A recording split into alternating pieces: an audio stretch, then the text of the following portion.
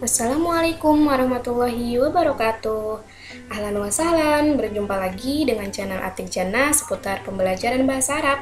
Kaifa halukum? Bagaimana kabar kalian hari ini? Semoga dalam keadaan sehat selalu ya, dan agar bisa mengikuti pembelajaran kali ini dengan baik dan lancar.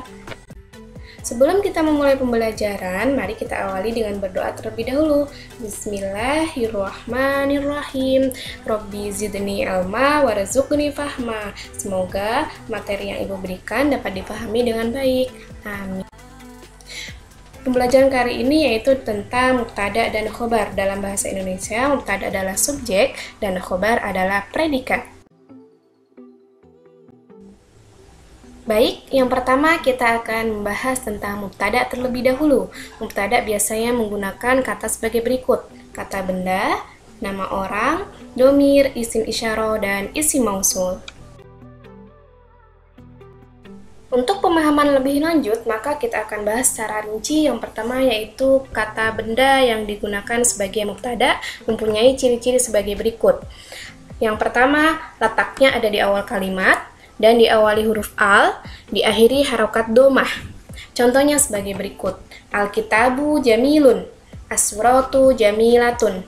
Di sini Ibu memberikan dua contoh. Kenapa? Karena dalam bahasa Arab antara mudzakkar dan muannas itu akan dibedakan. Apa itu mudzakkar dan muannas? Mudzakkar itu kata yang mengartikan laki-laki, muannas itu kata yang mengartikan perempuan. Apa perbedaannya? Gampang anak-anak. Perbedaannya yaitu jika laki-laki atau mudzakkar maka dia tidak diakhiri dengan huruf ta marbuthoh.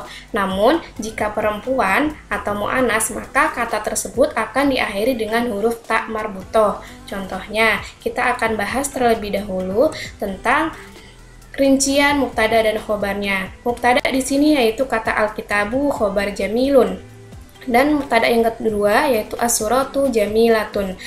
Di sini yang pertama alkitabu jamilun yaitu susunan mubtada khobar yang mudzakkar atau laki-laki karena dia tidak mengandung huruf ta marbuthoh. Sedangkan as-suratu jamilatun itu adalah susunan mubtada dan khobar yang muannas atau perempuan. Kenapa? Karena keduanya as-suratu jamilatun itu sama-sama diakhiri dengan huruf ta marbuthoh. Maka jika mubtadanya mudzakkar maka khobarnya juga mudzakkar. Jika mubtadanya muannas maka khobarnya juga muannas ya. Jika laki-laki maka laki-laki, jika perempuan juga khobarnya juga perempuan. Lalu kita akan balik lagi ke ciri-cirinya. Kita lihat ciri-ciri mubtada. Yang pertama yaitu di awal kalimat. Betul ya, alkitabu di awal, as-suratu juga di awal. Diawali dengan huruf al. Nah, kita lihat alkitabu ada alnya, as-suratu juga ada alnya di awalnya. Terus diakhiri harokat domah. Kita lihat alkitabu, akhirannya bu itu domah, as-suratu itu juga harokat domah. Nah, itu berarti sudah benar termasuk kata benda yang digunakan sebagai mubtada. Selanjutnya, ada mubtada yang menggunakan nama orang. Contohnya sebagai berikut: Ahmad qoimun. Ahmad sedang berdiri. Ada juga Fatimah qoimatun. Nah, di sini mubtadanya Ahmad dan Fatimah. Nah, kenapa Ibu beri contoh dua? Karena nama orang itu biasanya ada laki-laki, ada perempuan. Maka khobarnya pun juga akan mengikuti mubtadanya. Jika mubtadanya laki-laki, maka khobarnya laki-laki, tidak menggunakan ta marbuthoh. Jika mubtadanya perempuan, maka khobarnya juga mengikuti perempuan, menggunakan ta marbuthoh, yaitu mubtada yang mengandung domir. Pada pembelajaran sebelumnya, Ibu sudah menjelaskan tentang macam-macam domir, diantaranya yang sudah tertera sebagai berikut. Dalam contoh, Ibu memberikan dua contoh yaitu huwa jamilun dan hiya jamilatun. Mubtadanya yaitu huwa dan hiya. Huwa dan hiya itu adalah salah satu domir yang Ibu sebutkan di samping. Namun dia berbeda, yang satunya mudzakkar, yang satunya muannas, yang satunya laki-laki, yang satunya perempuan, walaupun memiliki arti yang sama-sama artinya dia. Nah, lalu bagaimana dengan khobarnya? Khobarnya maka mengikuti. Jika huwa, maka khobarnya jamilun, dia laki-laki, tidak menggunakan ta marbuthoh. Jika mubtadanya hiya, karena dia perempuan, maka khobarnya jamilatun, dia harus muannas menggunakan ta marbuthoh. Seperti itu. yaitu mubtada yang menggunakan isim isyarah. Nah, di sini ada isim isyarah hada, hadihi, dalika, tilka. Ibu memberikan contoh menggunakan hada dan hadihi. Hada dan hadihi ini memang artinya sama ini. Namun hada itu untuk laki-laki dan hadihi untuk perempuan. Maka nanti khobarnya juga harus mengikuti. Khobarnya hada itu harus kata yang laki-laki atau mudzakkar, tidak boleh yang ada huruf tak marbutuhnya. Nah, maka di sini khobarnya menggunakan kitabun.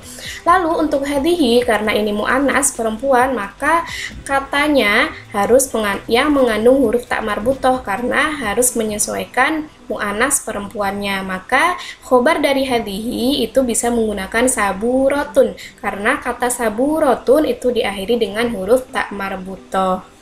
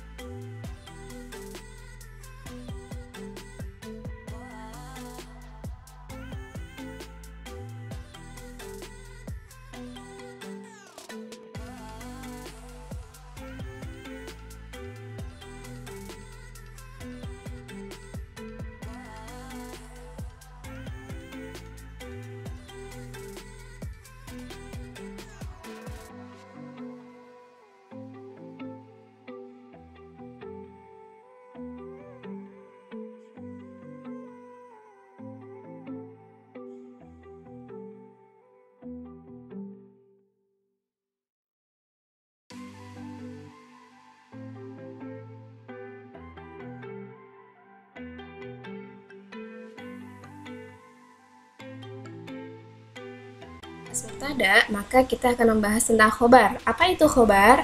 Adalah isim yang terletak sesudah mubtada serta menyempurnakan pengertian kalimat. Khobar itu dibagi menjadi dua, ada khobar mufrad dan khobar khairu mufrad. Untuk khobar mufrad itu terdiri dari satu kata, seperti contoh-contoh yang tertera sebelumnya.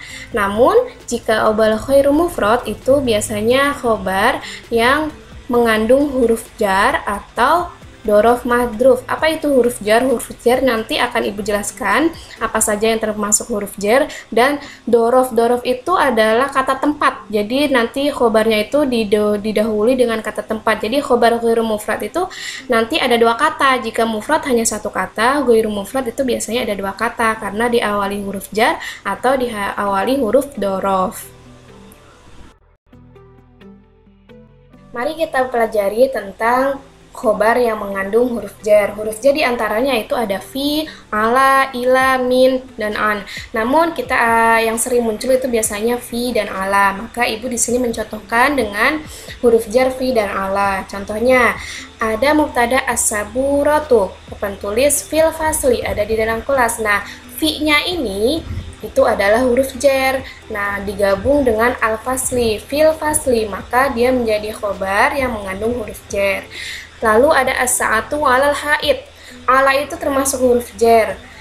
Maka khobarnya itu bisa alal haiti. Jadi tidak cuma satu kata, bisa dua kata. Fi dan al-fasli, ala dan al-haiti. Nah, seperti itu ya. Khobar yang mengandung huruf jar. Bagaimana dengan khobar yang mengandung dorof? Nah, dorof diantaranya yaitu ada beberapa macam.